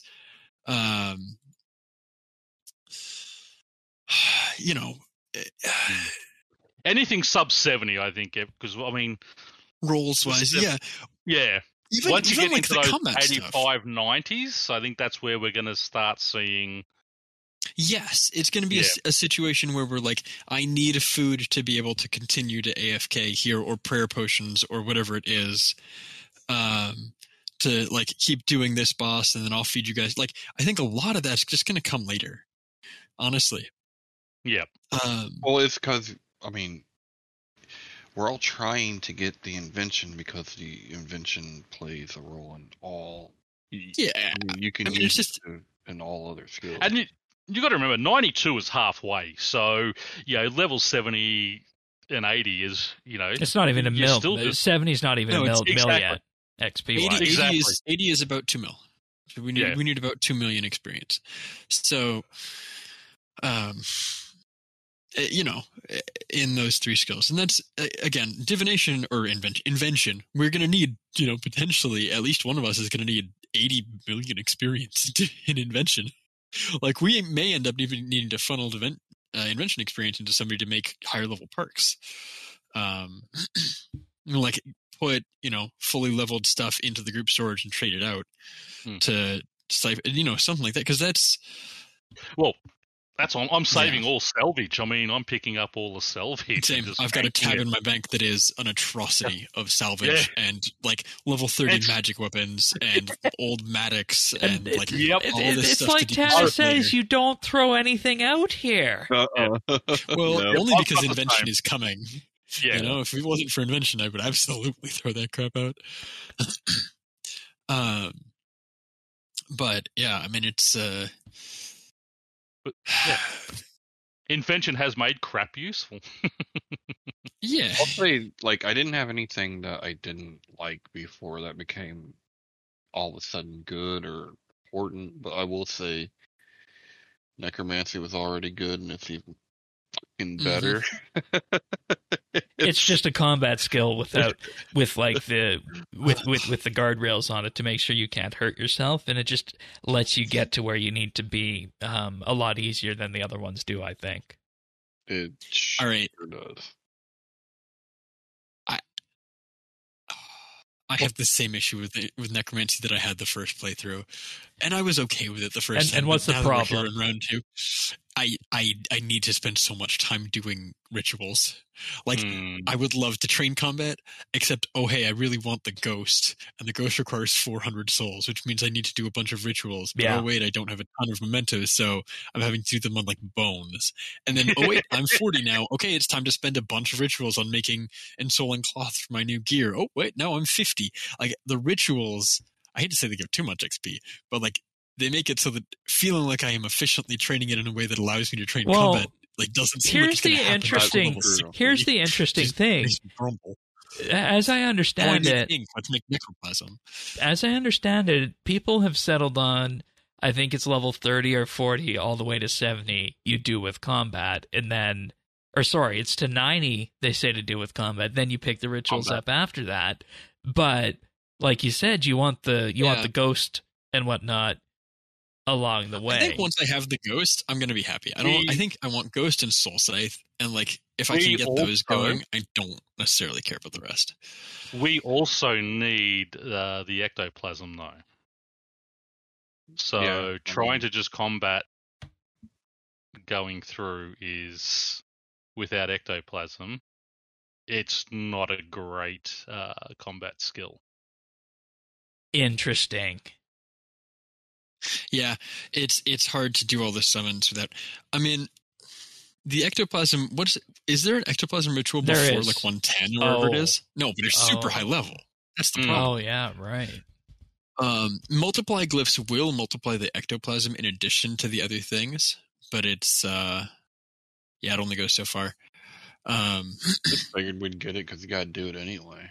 I mean, it's a byproduct. But again, it's just like the reliance on rituals from an Ironman perspective. I'm not a huge fan. Same thing with like getting charms for early summoning. I'm not a huge fan. Like I could spend a lot of time at Hobgoblins collecting gold charms if I wanted to power level it. But currently, it's my second lowest skill after defense because meh. Yeah, level 95 for the ectoplasm ritual. Not as bad as I thought. Still pretty bad. And I mean, you get that by, going to the pool or just, getting your dailies and being persistent with that. I got something cool I forgot to tell you guys. Yeah, go for it. We have time for multiple stories. Legendary pets are a thing. Even on Iron Man. This made me so freaking happy because this is quality of life, but this is an accessibility feature for me, right? Like I really depend on my legendary pet for drops and picking up stuff, and I was so happy. So I have a gorilla, and because I'm like, what can I get? I mean, I need something. I'm like, what goes with the chef? And I'm like, you chose the gorilla. Yeah, I'm like, oh hell, a monkey, that'll do it. Yeah. They added a second legendary pet option to the premier tokens as well. Speaking of premier tokens, there's now 2 on there. And they're only 1 token each? They are, yeah. I mean, there's no point in having more than 1, but they are, yeah. You can now get the Prime Colossus or the Blood Pouncer. Also, things in a similar vein worth mentioning is the Loot Hound. If you get 125 quest points in the Loot Hound line, he extends your looting range by 1. So you can be, I think it becomes like a 5x5 instead of 4x4 or something. It becomes significantly larger because it's a square on each direction. So I guess it would add 2 to the radius. So the Lorehound, like that, if you have the Lorehound out, your looting inventory becomes massive. If you're at a place where you just want to pick up every drop, that's an option out. And the other thing with legendary pets is, and this is almost a little bit, I don't want to say it's excessive, but they're reminded that they can have a familiar. You can have beasts of burden. You can throw beasts of burdens into them. The maximum duration of a terror bird is 32 minutes. The maximum duration of a terror bird inside of a legendary pet is 2 hours. Yep.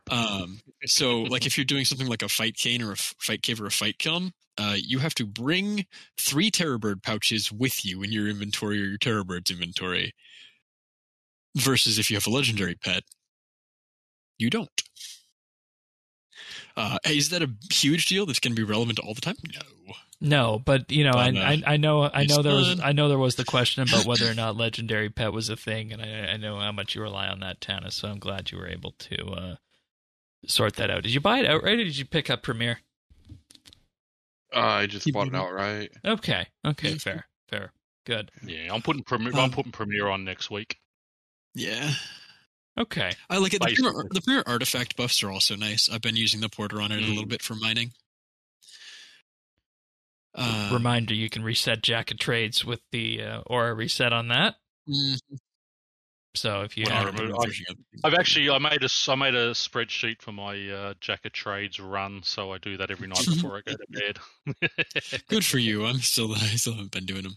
Ooh, I just got a clue casket. I didn't realize that's on I found a double agent penguin. Oh, that'll be good. Yes. Let me find this. Nope, 23k. Nature runes and 4 and 3 teleports. Bummer. Still useful. Oh yeah.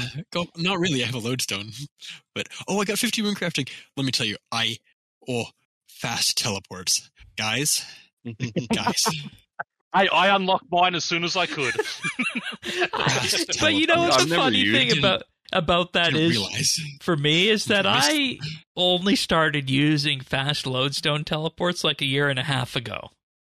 Oh wow! For that. Yeah, I still haven't used them. I'm also happy to say I spent just over 51k on 74 Viswax, which doesn't sound great until you realize that when you convert that into teleports, each of my teleports costs almost exactly 69 gold. Yeah, nice. Yeah, well, because you get 10 teleports per Viswax, so yeah. No, I did that weeks ago. Yeah, I delayed it too long. God, I missed it. It was driving me insane. I was just going to make a bunch of tally tabs for everyone. But I think part of that too is how much questing we're doing, because so many, especially the early game quests and the older quests, have you running between the major cities. Yeah, and you're taking 8 lodestones or 9 lodestones for each quest potentially. Yeah, and that 15 seconds. Being able to save that level of time. Have we decided who's running the Anachronia agility course for double surge and double escapes? I will be doing that soon because I need agility. Okay, so first off, no, because yes, because it's the most efficient agility experience up to until 52. After that, you don't really go back there until 85 efficiency wise. You get 10 points. You get 10 pages per lap completed. If you don't have the 10 points, Ring of Luck does increase the number of pages you can get. Roar of Osseous does as well. So maybe we go, if we see Roar of Osseous, actually maybe ping us, because genuinely I would like to do it when that's happening. But I did a couple hours of it total so far. I just put on Sure-Footed, and while Sure-Footed was up for 40 minutes, I just ran it. I've gotten 6 pages so far. The pages are not fast. You need 500 for a personal codex, 750 for one that's tradable. I'm willing to bet the personal ones are not right. And see, that's the thing. It's a nice thing to have, and it's something I rely on the main, but I don't necessarily know it's something I'm going to be getting, in the next month or so. Over here, there's a lot of things. Yeah, there's a lot of things Iron Man's teaching me like that. But what do you need it? When I hit 85, I will certainly have it, and I will try to get copies for other people. I probably won't go for double escape immediately, but and I will get that agility level. We need 75 for Prif, so we all got to get somewhere close to that. I found, yeah. Reading the wiki, the Nature's Grotto just sat 15 points on each side of the bridge. You can set it up so that when you jump, it's the same spot. So just get it set up, cover the mouse, and then just sit there watching TV. Click, click, click. Well, there's also a lot of quests. Big Day Out is 30,000 agility XP. You can just skip all of that. Yep. Yeah, but I'm basically I'm just going to be just sitting there clicking until I get to Hetz. Hetz, I think, is 60, 60s? I think it is. 60s. Yeah, that was designed to be the 60 mid-level agility Yeah. course, and Hetz was fun. I liked Hetz, and it was good XP. I mean, even I was looking. I forgot Barbarian Outpost. You needed the bar crawl, so I ran up there, got bar crawl. I had a look at it. It's like 35k an hour. It's bad. Anachronia is significantly better than that for a lower level. The Apatoll agility course starting at level 49 is one of the best with sure-footed. Without sure-footed, it's garbage. The Wilderness agility course with a demonic skull is ridiculous. Without a demonic skull, it's better than Anachronia. It's better than most things. With the demonic skull, it's better than Hetz Oasis. Hetz Oasis becomes better than, I think, without a demonic skull when you can get there. I don't have 500k to drop on a demonic skull and get killed. That's the thing. I think as soon as I have divination, I think my next goal will have to be bossing. Like, I need to get to Archglacior. As soon as I can start doing even like 2 mechanic Archglacior, probably, that'll be huge income. But even like Gullible Tourist is really good money, because Gullible Tourist, you get several every time you get one of those small Menaphos like reputation boxes. Those hold 25 to 100k each. Oh wow! And you get several an hour. So you just open That's those, how I've been making my money. Boatloads of money. That's how I've been making my money. I was putting them on for what's it called? No, don't get. I want to address how to find the tourist, because that's what you said, Tanis. How do you find the tourist? Soul lobby, friends chat. If you don't want to hop worlds, one word, no spaces. But only one person can be thieving from the tourist at the same time, I think, right? No, multiple people can. Oh, okay. Yeah, you surround that poor man. Yeah, no, he's free game. Once you find him, and he stays there, I think, all day, either all day or many hours. No, it's all day. It resets each day each day. So once you find him, you just go to the friends chat. You ask, hey, where's the tourist today? And you just go, and you just, with the aura on, you can just AFK for like minutes at a time. Yeah, I think it's like around level 25, 30, Tanis, you stop failing there, and then it's just click, click, click, click, and then after you hit 45. You pickpocket him automatically. No, the tourist. You have to click the tourist manually. Yeah. Oh, you do? Yeah. Yeah. I thought they fixed that. Yeah, I remember. I was sitting there just clicking him. I did that the same as I was doing my agility. Just sat there, chucked on the aura, and watching TV. Click, click, click, click. But click, once you click. hit 45 thieving, move to the Menophyte marketers north of the Grand Exchange, and then with the aura, you just basically lean back and move your camera once every 15 minutes, and that's an hour of AFK thieving XP. And those give the same Menophyte gift offerings as well that you can open. Same XP. Okay, so Soul Lobby to find them. Same XP?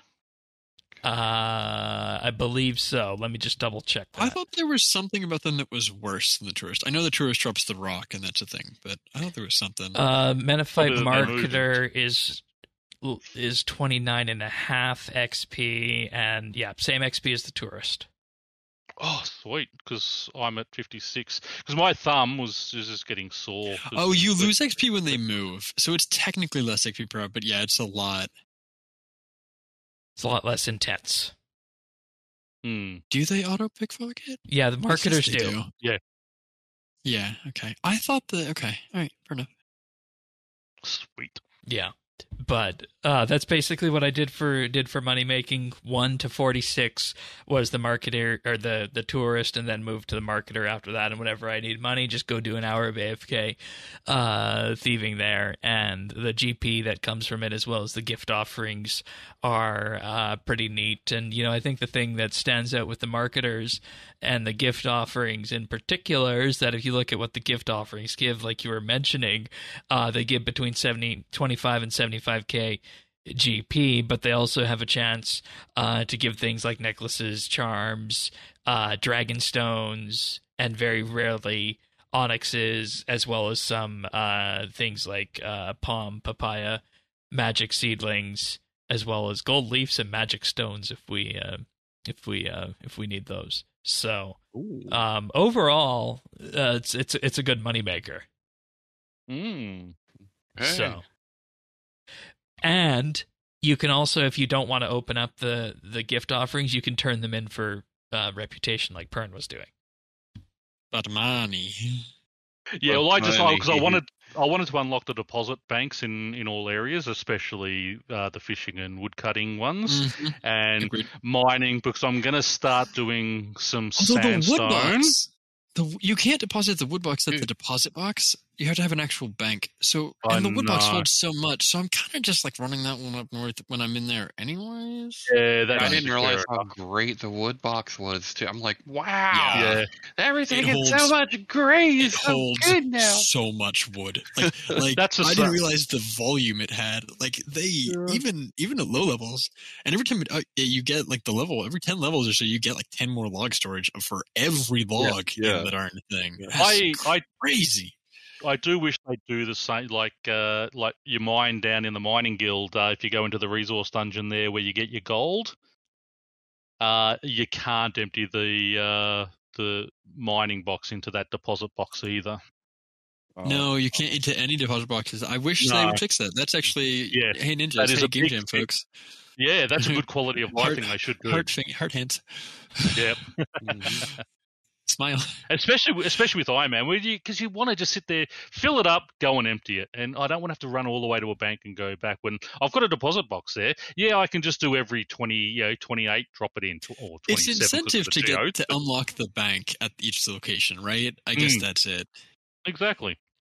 But I mean, you hit high enough rep and you get the bank in the VIP you do what area. You do what I do when you could also just fix the problem. You do what I do and accidentally click bank all, and then you've got to run up to the bank and get your fishing bait back the VIP out. area is what rank? Is that rank 8 overall, or is that 8 over? It's fairly high. Yeah, but like you'll get there when you finish leveling like one faction. So. Oh yeah, I'm level 1 on all factions because I just wanted the things, and I think I'm level 3 on the fishing ports area now. Nice. What skills have you guys been struggling to train so far? What have you found that you've been like, ooh, this is particularly slow or hard to get things for? Ooh, there was just something the other day that I haven't liked would be Dungeoneering, but I have. Dungeoneering's a given. Yeah, Dungeoneering's really fast for not skilling. No, I mean, we can fix. I'll fix you guys all up for that later. Don't worry about that one. We'll fix that problem. Crafting is just trying to, because you've got to get the stuff for it and try and find it all. Mm-hmm. That hasn't been great. What if you just porter gems? That's what I do. I don't know that I would porter gems. No. Look at the With amount of experience bag, you get per gem. That's a lot of porters. Especially if you get Shiloh Village with the gem bag.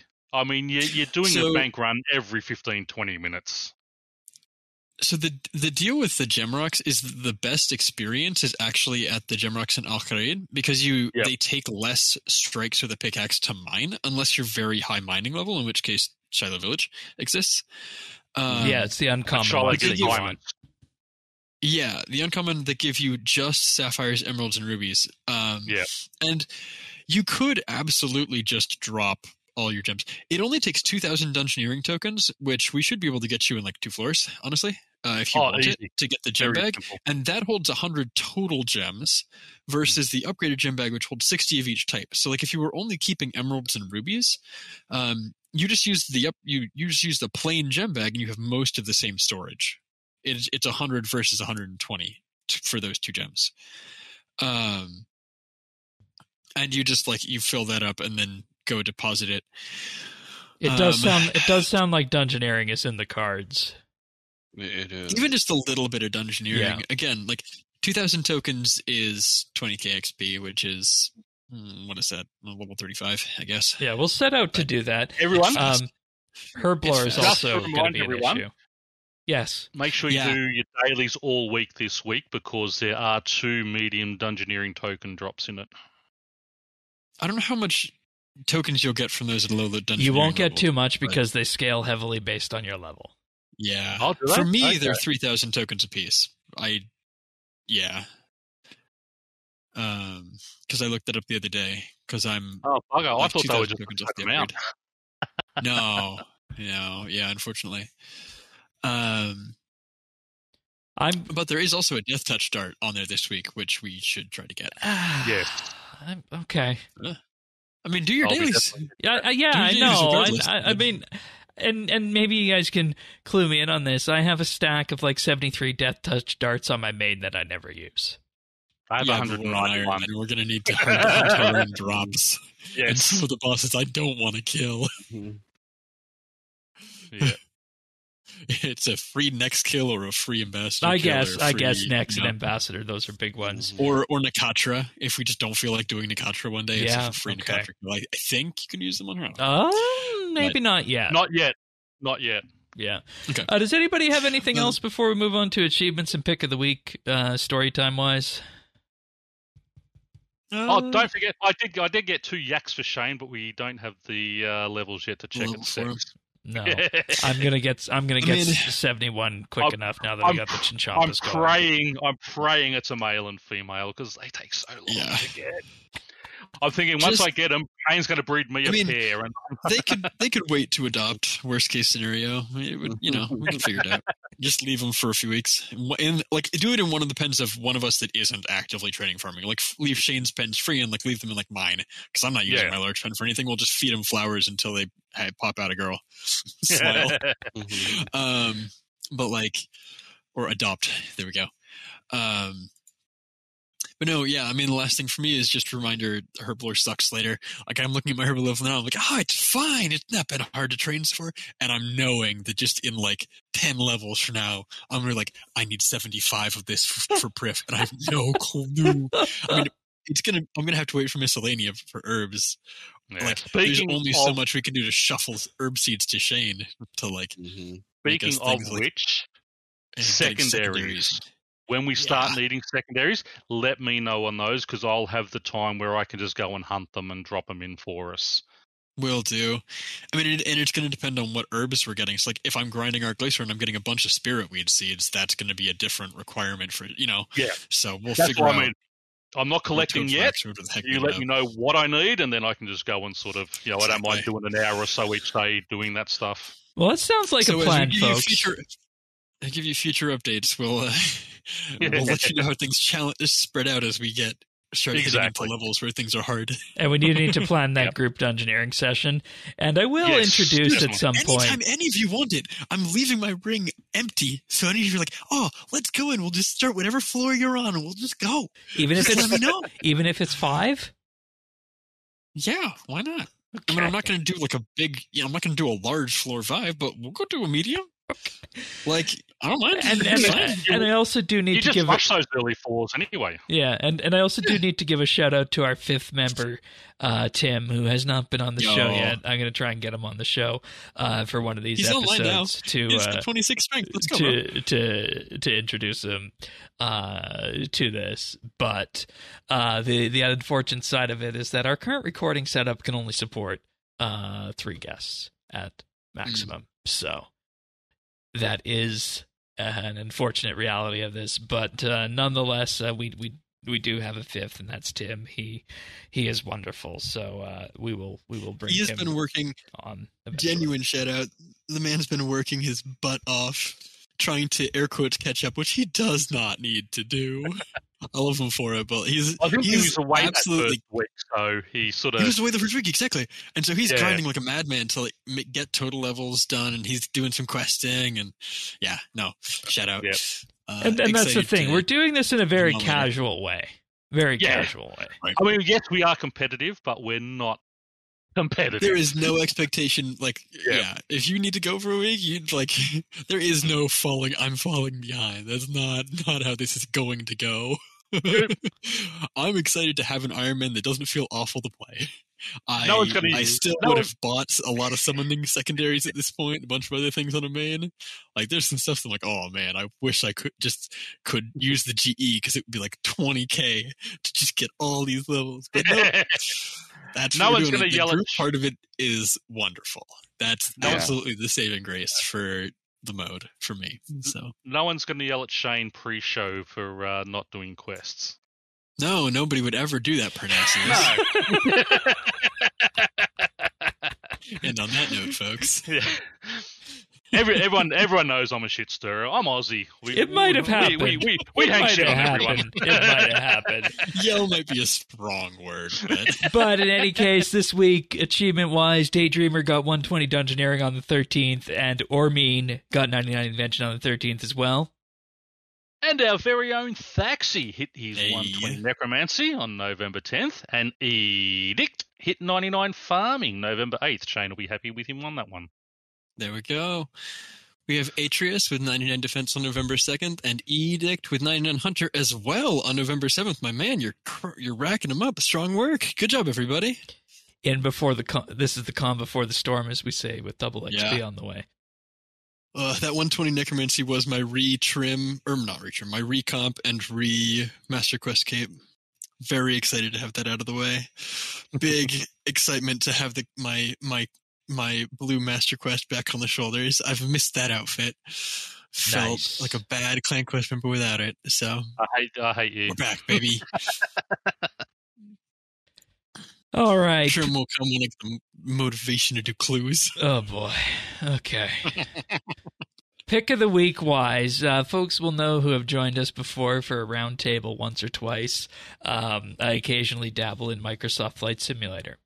And we've done some VFR, general aviation flying in the summers, and in the winters, we typically take an airliner out somewhere. And one of the most interesting ones was that one year we took the A320 from Amsterdam to London Heathrow, and after we landed, we had experienced a flight simulator glitch where one of the fuel trucks decided to go airborne in the same way that a roller coaster might. So the point is that Microsoft Flight Simulator is a very, very interesting piece of software and can be fun if you like aviation. And the Airbus A320 that we used for that was open source. It's made by a group called Fly by Wire, and since Flight Simulator came out, they have been working on another project to deliver a close to study level, which means very feature complete in terms of not only how it looks graphically wise, but also the simulation behind it, a study level Airbus A380, which people might know as one of the biggest airplanes ever made. If an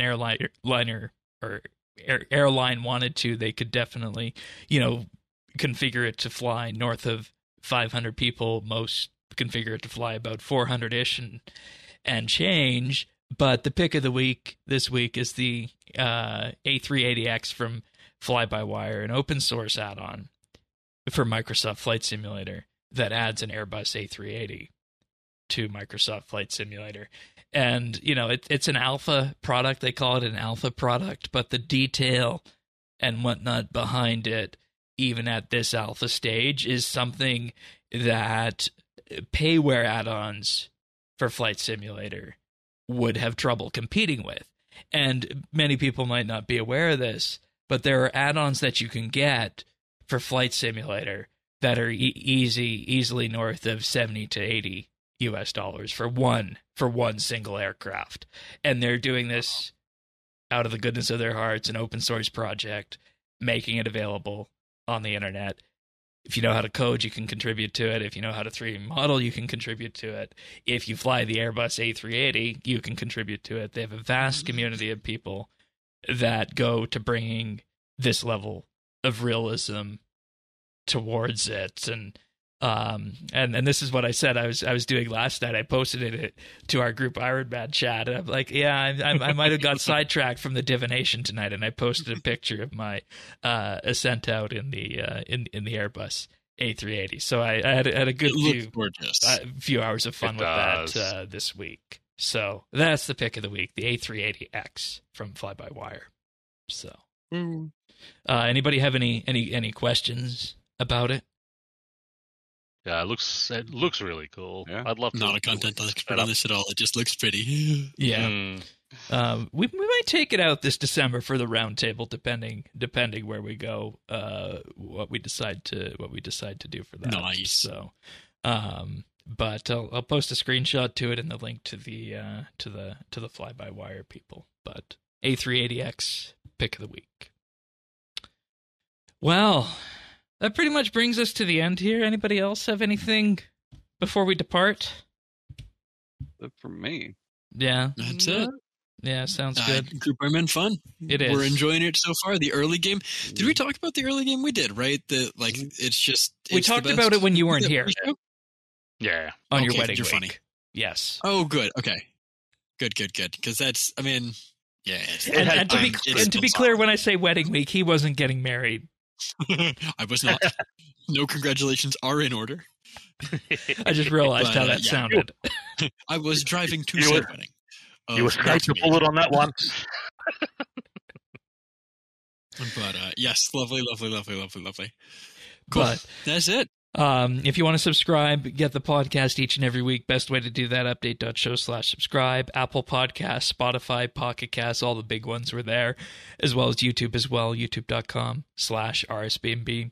Do like and subscribe. It greatly means the world to us. I know everybody says that, but it actually does. The likes, subscribes, the engagement on the shows, whether it be in the YouTube comments or in the Discord, it does mean the world to us. So that brings us to the end of this week's episode of Update. Tanis, thanks for being here, as you are each and every week. Thanks, Shane. Nice to be here. Pernasius as well, second favorite Australian. Yes, thank you for putting up with me one more time. And, of course, Thaxi. So, good to be back. With that being said, we'll see you guys next week for another episode of RSBANDB Update. See you then, everyone. Take care. Happy escaping all.